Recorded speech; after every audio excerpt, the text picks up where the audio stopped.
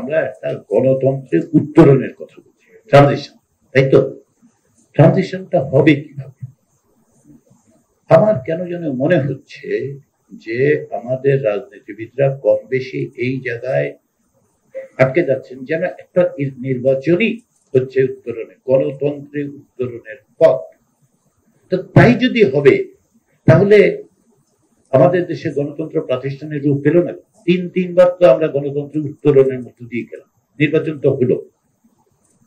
বাংলাদেশ তো তিনবার Democratic ট্রানজিশনের, consolidation of democracy যেটাকে বলে, গণতন্ত্রকে টেকসই করার সুযোগ তো তিনবার পেয়েছিল। 1973 সালে যখন সংবিধান তৈরি হয়, সেই সংবিধানের কি হয়েছে এটা আপনাদের আমার তো স্মরণ করে দিতে হবে। যারা ওই সংবিধান লিখেছেন তারাই কিভাবে, কি ভয়াবহ ভাবে সেই সংবিধানের উপর পাড়া দিয়ে দাঁড়িয়েছিল। যারা আজকে 72-এর সংবিধানের জন্য অত্যন্ত বেশি মাত্রায় আহ্বান করেন, তাদের আমি জিজ্ঞাসা করতে চাই, কোথায় ছিলেন 75 সালের জানুয়ারিতে? 72-এর সংবিধান আজকের দিনের যে রাজনৈতিক দলগুলো গণতন্ত্রের সংগ্রামে আছে তারা কেউ অপমান করে নাই। যারা করেছেন তারা ক্ষমতায় ছিলেন, একাধিকবার ক্ষমতায় ছিলেন, একবার না একাধিকবার 72-এর সংবিধানের ভয়াবহ রকম ক্ষতি সাধন করেছে। তো আমরা তো তখন একটা সুযোগ পেলাম, এটা নির্বাচন হলো। কি নির্বাচন হলো সেটা আপনারা জানেন। আমরা ডেমোক্রেটিক ট্রানজিশনে না গিয়ে অথরিটেরিয়ান, পার্সোনালিস্টিক এক নেতা এক দেশে গেলাম তো 1975 সাল। ফিরে আসলো সেটা আবার 2009 সালের পরে।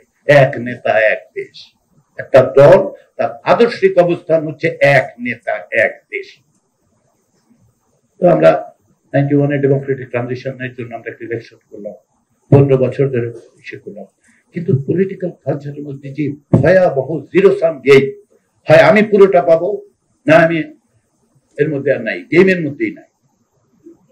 অন্তত পক্ষে 3টা সুষ্ঠু নির্বাচন হয়েছে, কিন্তু প্রতিবার পরাজিতরা প্রশ্ন তুলেছেন এটা সুষ্ঠু হয়েছে।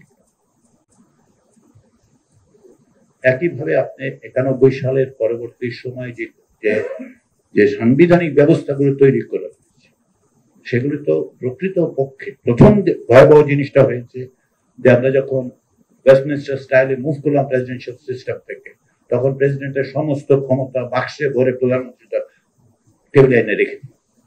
প্রধানমন্ত্রী নিজস্ব যথেষ্ট পাওয়ার ওয়েস্টমিনস্টার স্টাইলে, তারপরে প্রেসিডেন্টের সব পাওয়ার আমরা দিলাম। যে প্রেসিডেন্ট তৈরি হয়েছিল বাক্সর ব্যবস্থার মধ্যে দিয়ে, টিকে ছিল 15 বছর ধরে, জনগণের আকাঙ্ক্ষার প্রতিফলন হিসেবে ওয়েস্টমিনস্টার স্টাইলে গেলাম, কিন্তু আমরা পাওয়ারটা কনসেন্ট্রেট করে প্রাইম মিনিস্টেরিয়াল সিস্টেমে চলে গেলাম। এইটাই হলো বিপদ। এই বিপদটা পরবর্তী সময় চলতেই থাকে। তাহলে আপনি ট্রানজিশনটা করবেন কোথায়? ট্রানজিশন একটা নির্বাচন দিয়ে হবে? এই ইন্টারিম গভর্নমেন্ট একটা নির্বাচনের আয়োজন করলো, তারপরে আপনারা কেউ না কেউ জিতলেন, কেউ না কেউ হারলেন, কেউ অভিযোগ করলেন, কেউ করলেন না। তারপরে এখন যারা অন্তর্বর্তী সরকারে আছে তারা চলে গেলেন, কোথায় গেলেন, যাই করলো, সেটাই ট্রানজিশন। ডেমোক্রেটিক ট্রানজিশন এত সহজ? নেপালে হয় নাই ট্রানজিশন? হইল তো? আপনারা সারাক্ষণ নেপালের উদাহরণ দিচ্ছেন, নেপালের ট্রানজিশন হইল না কেন? কারণটা হচ্ছে যে আপনি ইনস্টিটিউশনটা বিল্ড করেন। ইনস্টিটিউশন বিল্ড না করলে যেটা হবে সেটা 1991 থেকে 2006 পর্যন্ত হয়েছে। শেখ হাসিনার সামনে 3টা অপশন ছিল 2009 সালে। তো একটা হচ্ছে যেমন ছিলাম আগে এমনই থাকি, 2 পার্টি থাকবে, আমরা পরস্পরের সাথে এক ধরনের হইচই করবো, ইত্যাদি করবো, ইলেকশন হবে, ভোট টোট হবে, ক্ষমতা বদল হইল। আরেকটা কি ছিল? আরেকটা ছিল যে ভাই 15 বছরে দেখলাম অনেক প্রতিষ্ঠান নাই, বাইরের শক্তি এসে ইনফ্লুয়েন্স করে, তাহলে আসলে একটু ঠিকঠাক করে আমরা মোটামুটি আমরাই থাকি, কিন্তু ঠিক। আরেকটা অপশন কি ছিল? আরেকটা অপশন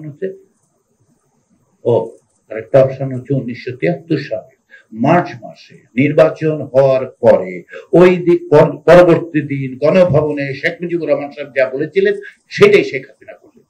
এদেশে কোনো বিরোধী দল নাই, এটা উনি বলেছিলেন। এটা ওনার স্টেটমেন্ট, শেখ মুজিবুর রহমানের স্টেটমেন্ট। এটা নিয়ে গজউদ্দিন উমরের সেই সময় একটা লেখা ছাপা হয়েছিল হলিডেতে, সেখানে তিনি প্রেডিক্ট করেছিলেন। আজকে উমর ভাই নাই, মারা গেছেন, with deep respect to him, with my differences of opinion, উনি বলেছিলেন যে দিস ইজ এ প্রিকারসর, যে ভবিষ্যতে এই দেশে বিরোধী দল থাকবে না। That exactly happened. few years. Hasina সেই পথ বেছে নিচ্ছে। তো নির্বাচন হলে কি, তারপরে তো সাজানো নির্বাচন বলেন, রাতের নির্বাচন বলেন, দিনের নির্বাচন বলেন, দামি নির্বাচন বলেন, নির্বাচন হলেই হবে।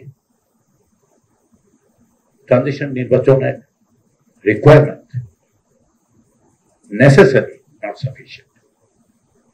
বাংলাদেশের ডেমোক্রেটিক ট্রানজিশনের জন্য যেটা দরকার সেটা হচ্ছে rules of the game change করতে হবে। Rules of the game change করতে হবে, প্রতিষ্ঠান তৈরি করতে হবে। সংস্কারে যে কথাগুলো আলোচিত হচ্ছে সেগুলো আসলে ওই রুলস অফ গেম চেঞ্জ করার জন্য। যে নির্বাচনটা আপনার সামনে, সেই নির্বাচনটা যে কোনো নির্বাচন বলে মনে করবেন না প্লিজ।